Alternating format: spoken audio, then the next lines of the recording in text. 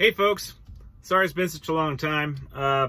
Just had some stuff come up and, unfortunately I wasn't able to upload for a couple of weeks, but I'm back now, and I'm actually in Truth or Consequences, New Mexico again, and it's right next to Elephant Butte. And last time I was in this area, I made a video just about the general area, and I briefly touched on David Parker Ray, the toy box killer, but I didn't really go into depth.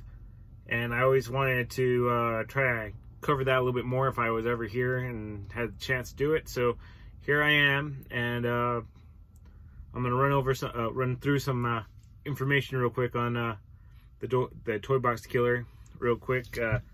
First of all, his name is obviously David Parker Ray. He was born November 6, 1939 in Belen, New Mexico, which is about an hour and a half north of TRC. And he died May 28, 2002 to a heart attack in Lee County Correctional Facility in Hobbs, New Mexico at the age of 62. So apparently he was a suspected serial killer, although no bodies were ever recovered. So he was convicted of kidnapping and torture and rape, sexual abuse, all those things. Just not murder. He was sentenced to 224 years of imprisonment back in 2001. He passed away in 2002 of that heart attack. I think I already said it, but basically they believe that he's been active since the 50s, all the way up to March 22nd, 1999, when he was arrested. So let's see here. So I want to cover the basically what I found here about just everything that led up to his discovery. So Ray posed as an undercover police officer and approached Cynthia Vigil in a parking lot. He told her she was under arrest for a solicitation of sex work and handcuffed her. He put her in his trailer and took her to Elephant Butte. After 3 days of captivity, Vigil escaped from his trailer at Elephant Butte on March 22, 1999. To escape, she waited until Ray went to work, then managed to get the keys to unlock her chains that Ray's accomplice, Cindy Hendy, had left on a nearby table while Hendy was in another room on the phone. After Vigil got the keys, Hendy noticed Vigil's attempt to escape and a fight ensued. While they were fighting, Hendy broke a lamp over Vigil's head, but Vigil was still able to unlock her chains and actually managed to stab Hendy in the neck with an ice pick. Hendy fell over and Vigil was able to escape. She ran out of the house naked, only wearing a slave collar and padlocks. She ran down the road seeking help and was taken in by a nearby homeowner who comforted her and called the police, at which point the police showed up and they were able to investigate David Parker Ray and his accomplices, which they also arrested.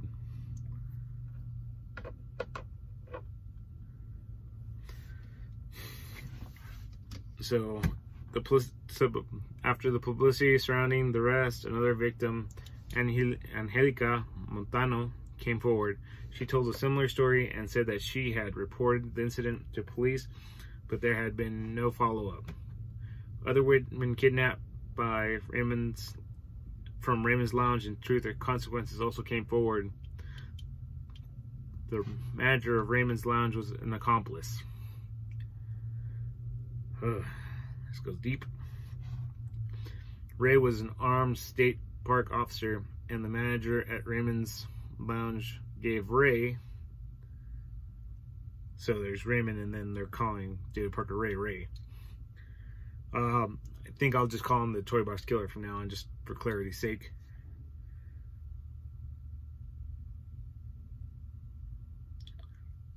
so gave credibility despite knowing that the woman would be kidnapped. Numerous individuals, including members of law enforcement, were accomplices in the torture and rape box. Bodies were not discovered because they were dumped down abandoned mines on the east side of Caballo Lake by the toy box killer's accomplices. The toy box killer had a video of another victim, Kelly Garrett, which dates back to 1996. Garrett was ultimately found in Colorado alive after police identified a tattoo on her ankle. Garrett later testified that she had gotten in a fight with her husband and decided to spend the night playing pool with friends. On July 24, 1996, Ray's daughter, who was friends with Garrett, took her to the Blue Water Saloon and, to the consequences, and drugged the beer she was drinking. Garrett managed to make it to the parking lot when the toy box killer hit her from behind, knocking her unconscious. Toy box killer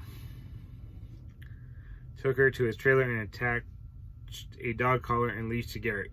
Garrett awoke but blacked out several times during 2 days of torture and drugging. Oof. Sorry, this is pretty sick stuff. During this time, Ray noticed she was breathing and slashed her throat open, thinking he had killed her. Toy box killer dumped her on the side of the road near Caballo. She was later treated for her injuries at a local clinic. Neither her husband nor police believed her story. Her husband believes she had been cheating on him the night she was attacked. He filed for divorce, and Garrett relocated to Colorado. She was later interviewed on cold case files about her ordeal. 2 other accomplices were uncovered by the investigation: Glenda Jean Jesse Ray, Ray's daughter, and Dennis Yancey. Yancey admitted to strangling a former girlfriend, Mary Parker, after Toy Box Killer had kidnapped and tortured her. Yancey was eventually convicted of second-degree murder and conspiracy to commit first-degree murder and received 2 years, 2 15-year terms. Okay, so 30 years for trying to kill someone for second-degree murder. That's pretty not great. After the murder, the Toy Box Killer allegedly admitted to having had an accomplice named Billy Bowers, a previous business partner whom Ray also murdered. The FBI sent 100 agents to examine Ray's property and surroundings, but no identifiable human remains turned up there. To prevent women from reporting the crimes, the Toy Box Killer had drugged them with agents to induce amnesia. He taped himself telling one woman the drugs were sodium pentanol and phenobarbital. I think I said that right. Sorry, not very good at pronunciation sometimes. One woman remained uncertain that her recollections of the abuse were anything but nightmares until being contacted by the FBI. After questions, she came to remember his mistreatment in increasing detail. So, yeah, that's what he did. I mean, there's more details to the story. This channel called Neckbeardy actually covered the transcript of the tape that he would play for them to hear when they were waking up from being drugged, and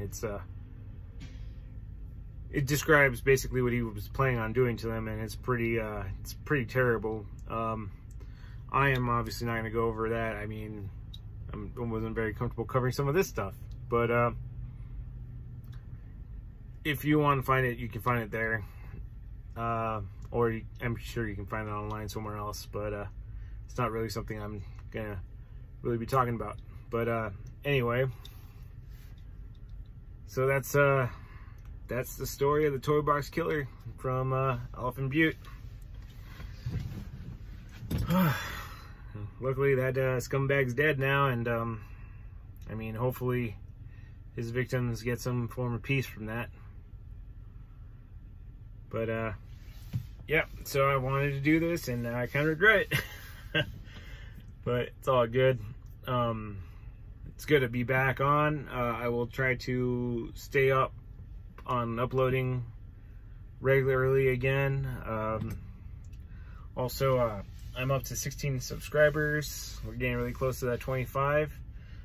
And remember, once we hit 25 subs, I will be doing a t-shirt giveaway from Grunt Style.